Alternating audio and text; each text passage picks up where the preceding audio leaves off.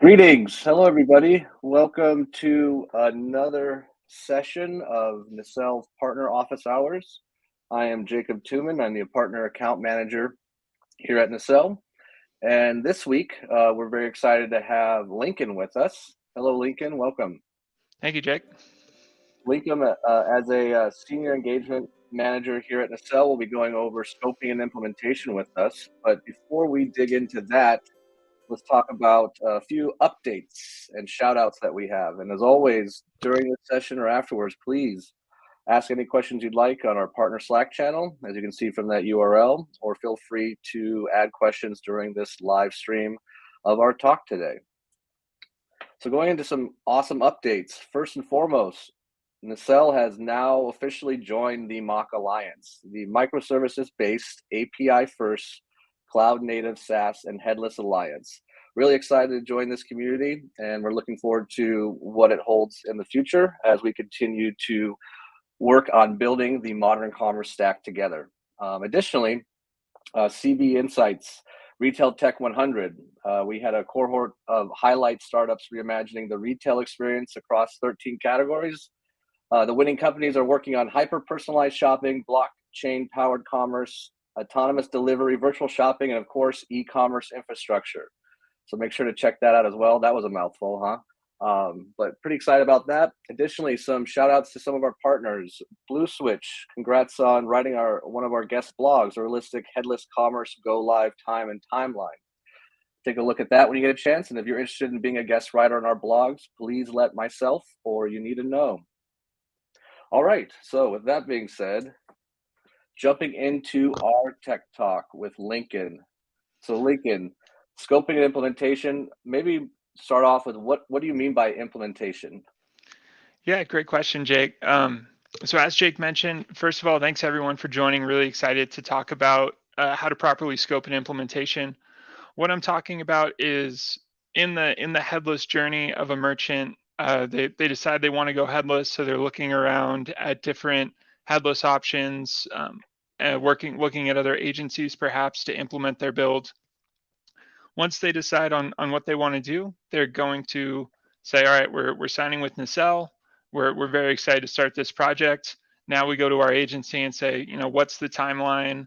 What's our tech stack look like, et cetera, et cetera. There's a lot of questions that need to be answered before fingers hit the keyboard and code starts being created. So that's what we're covering today. Awesome. So I'm very interested to see how this unfolds, because I know a lot of our agency partners, they're not quite sure sometimes, where do you start with a PW build that's powered by Nacelle versus a traditional build not using a decoupled stack or architecture. So I will go ahead and stop sharing and pass it over to you. Take it away, Lincoln. All right. Thank you, Jake. Sorry, it doesn't look like my screen is my screen coming through? I don't see it yet. Oh, looks like it almost did.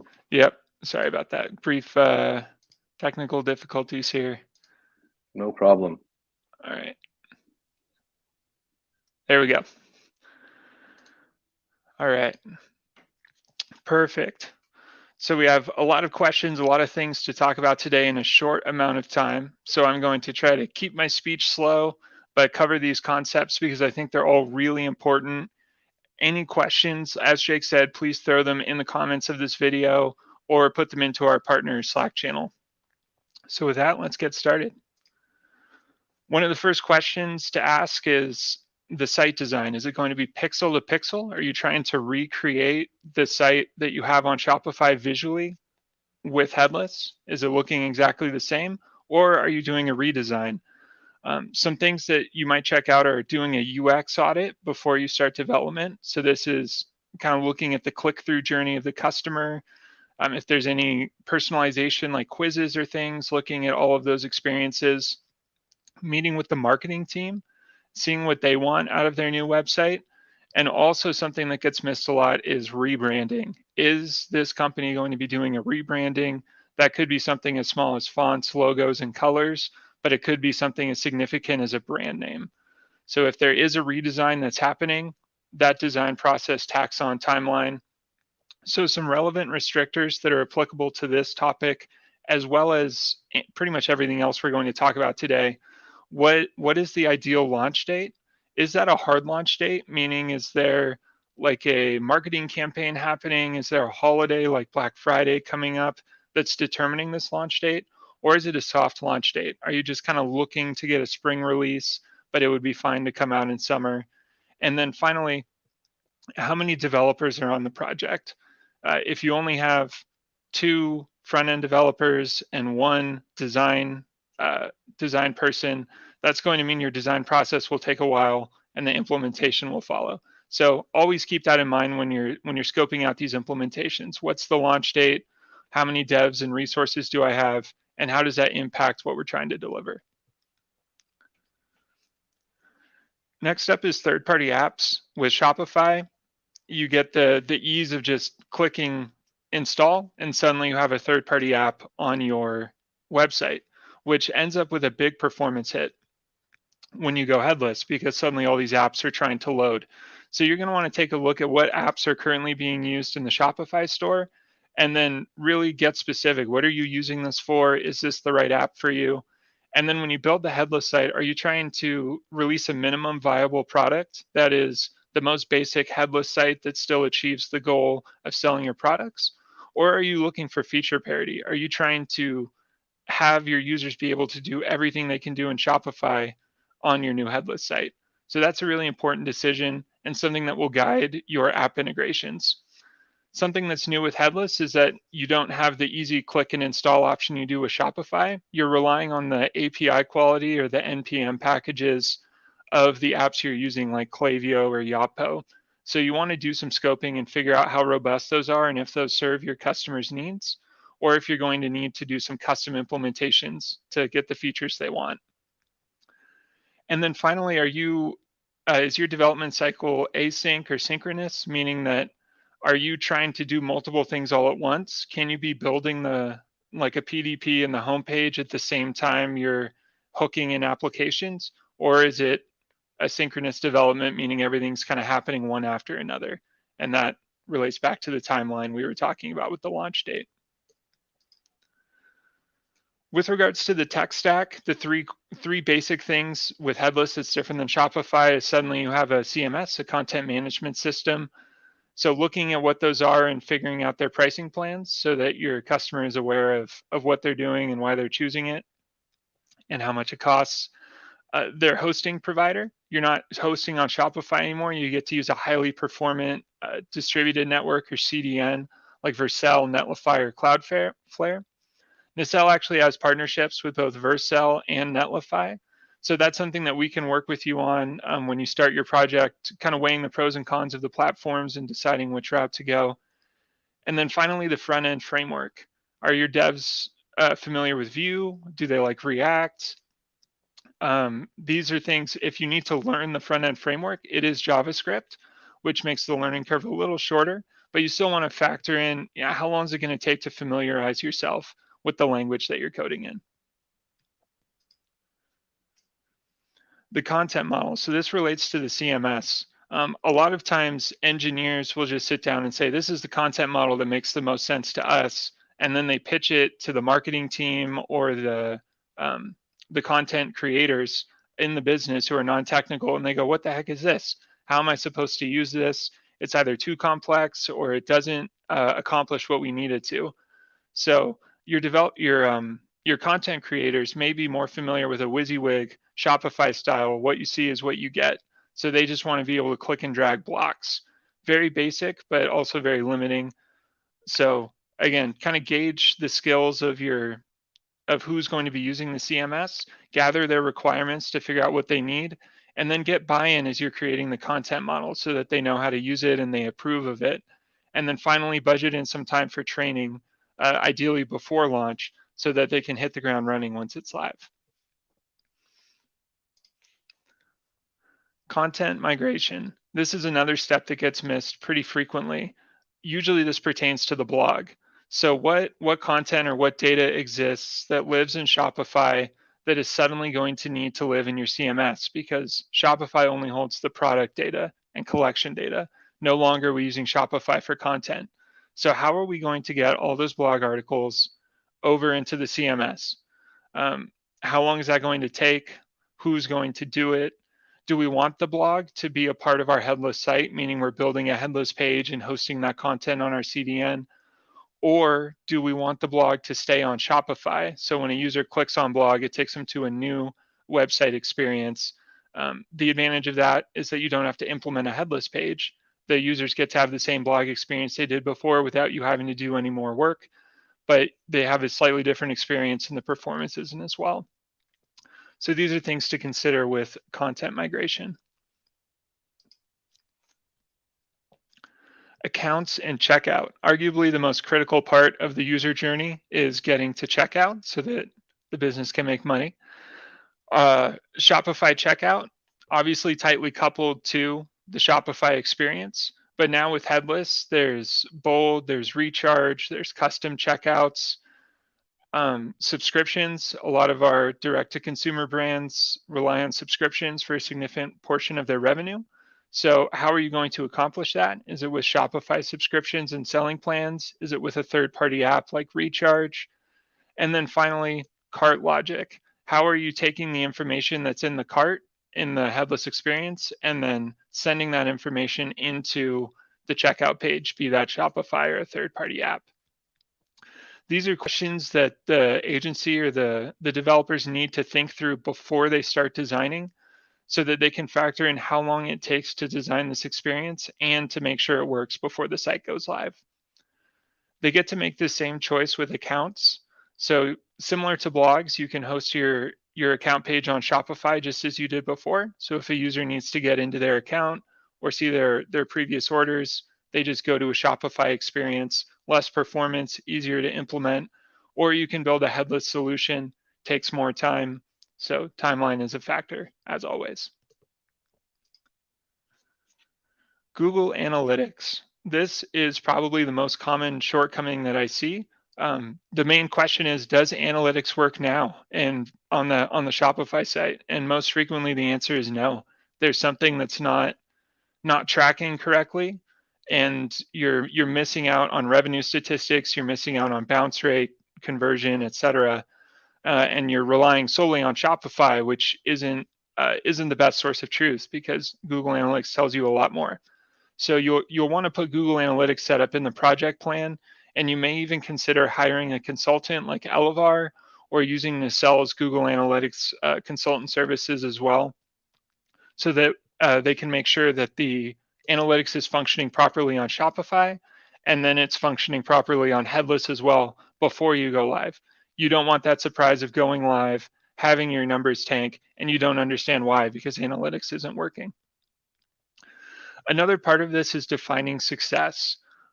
We all know the phrase of a merchant coming and they say, I want my site to be faster and I want my sales to be better. Like those are kind of the two most common reasons people go headless. So what do you mean by sales metrics? Does that mean conversion rate? Does that mean average order value? Does that mean just general revenue? And then with faster website, there's a lot there. There's largest contentful paint, there's first render times, there's page to page load times.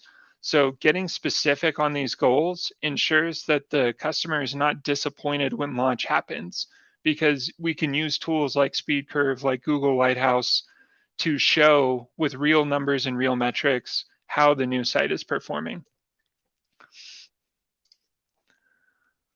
Finally, a couple more slides, but the code freeze and Q&A is kind of the last step of the build process, and it's one that's not always put in there. So that's why I really wanted to call it out in this session.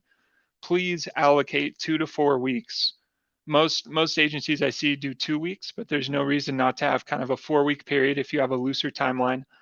And this code freeze QA section is for a final QA. So sending the site as its final version is to your users, have them click on it, try and break it, doing bug hunts and bug fixes.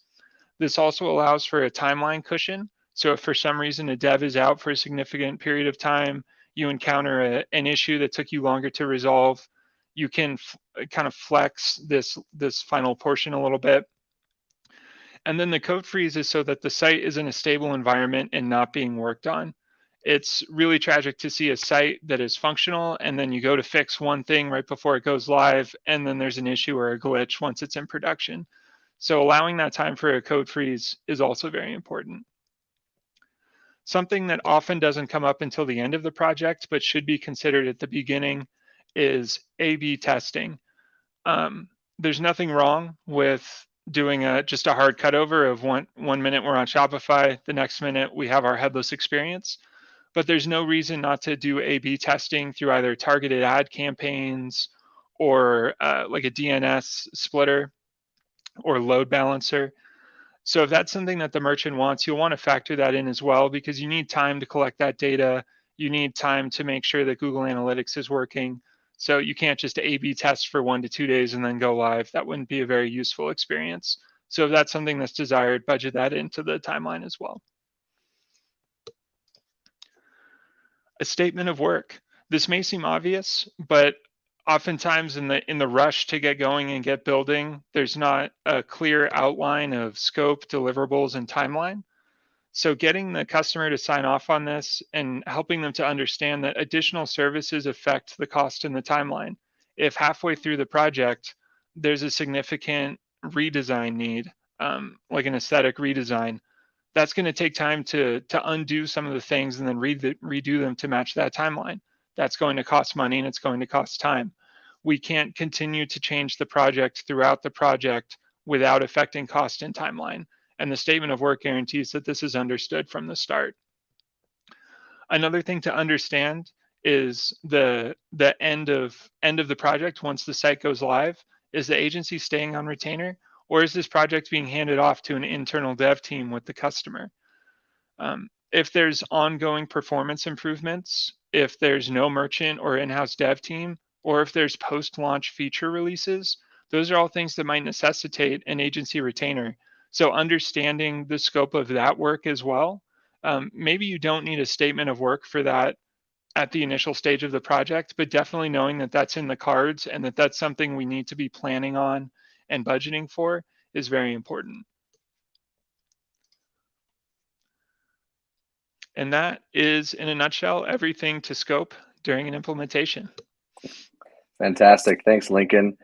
Yeah, I think what's very interesting here is, in this case specifically, what we're talking about is you have experience building just a pure Shopify type of website, but as you now make the decision to go towards the modern commerce stack route, in this case using something like Nacelle to have a statically generated single page application, or PWA, that the agency is building, there's a lot of differences there that are going to change workflows.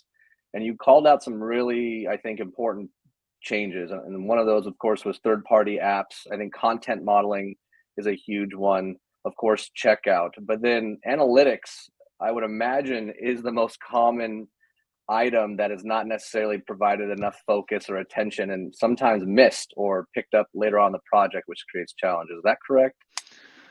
That's right, Jake. Some things we see is that analytics won't get mentioned, won't get brought up. Everybody just assumes it's working, and then when you go live on headless, your metrics don't look right, and you realize suddenly when you're looking at analytics that your metrics weren't even right before launch. So suddenly you're doing this massive analytics cleanup effort, and you need to wait another 2 weeks after it's resolved to get relevant data to come in and establish trends. But you're not able to compare those against your Shopify site because analytics never worked right to begin with. So you're just kind of in the headless zone with no ability to compare apples to apples, which is not where you want to be. And so it's really important to look at the analytics early on in the project and not wait till the end, first and foremost. But even then, what are some sort of gotchas or challenges that people may not be aware of if they wait too long with analytics? Besides, of course, the data being broken, is there a certain way it's implemented that makes it unique? Yeah, it really just it takes, I mean, you can learn analytics. Google provides a lot of information and videos and helpful guides for you to go through and start to understand things, but using someone who's in it all the time, and that would be an analytics consultant like our partner Elevar, or our in-house Google Analytics offering through Nacelle, And we've done the work. Elevar has done the work. They know how headless sites work. They know how Google Analytics works, and they know all the things that need to be changed to make sure that it's working properly. So you can definitely do it on your own, but I always recommend at least consulting with an Elevar or a Nicell Google Analytics team to see You what's need an happening with expert. your analytics. You need an expert. Yeah, I Yeah. think that's what's really important. We're trying to highlight here is that not anybody should or try to take on just jumping into analytics without much experience. Hiring on an expert is really important in this situation. Yep. Awesome. In terms of like the projects themselves, so when we're talking about this implementation, of course, we have developers involved. How many devs does it usually take for a typical Nicell implementation on building a PWA? Yeah, good question. As a general rule of thumb, less devs, longer timeline, more devs, shorter timeline. What we typically see for us, like a kind of a standard implementation with not a lot of customization and personalization, is 2 developers. I generally recommend a minimum of 2 developers because it's very helpful to have someone to bounce ideas off of and to have a second pair of eyes doing QA on your code. When you just have one developer, sometimes they don't have the same visibility. They don't have that holistic perspective that an outside person has. And that's one of the reasons that Nicell provides code audits regularly throughout an implementation, so that we have our solution architects looking at your code on a regular basis so that we're catching things as well.